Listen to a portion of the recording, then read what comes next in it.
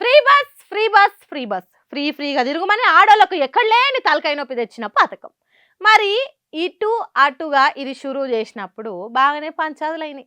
జుట్లు విక్కుర్రు, నెత్తులు వలగొట్టుకుర్రు, ఇంకా అధ్వానంగా శంపల పొడత కూడా కొట్టుకుర్రు పబ్లిక్ సీట్ల గురించి.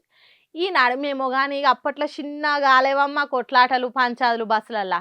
నేను ఇంకా అంత సాఫీగా సాగుతుంది, అలవాటు పడ్డారు పబ్లిక్ కూడా ఫ్రీ బస్సులకు అనుకున్నా. కానీ ఇంకా ఆడాడ గిట్ల మోపైతేనే ఉన్నాయి కొట్లాటలు.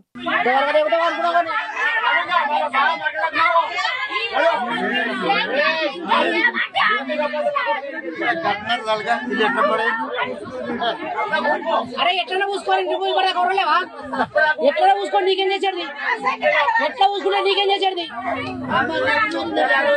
ఎక్కడ కిటికీలకి అవుతుంది అనుకున్నావు కానీ నీకు ఎట్లా పూసుకుంటే నీకేం చేసేది.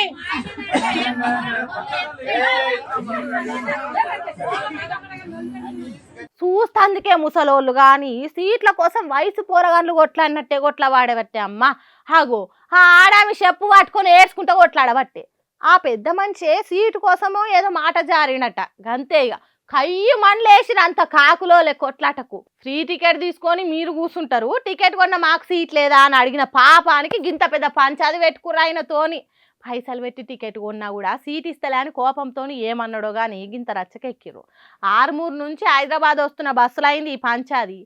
ఏందో ఏమో అబ్బబ్బబ్బబ్బా, ఈ ఫ్రీ బస్ పాడైపోను, దీనివల్ల ఆడోళ్ళకి విలువ లేకుండా అవుతుంది, మా వాళ్ళకి మనశ్శాంతి లేకుండా అవుతుంది అని సాపిస్తురు సర్కార్ను పబ్లిక్ అంతా.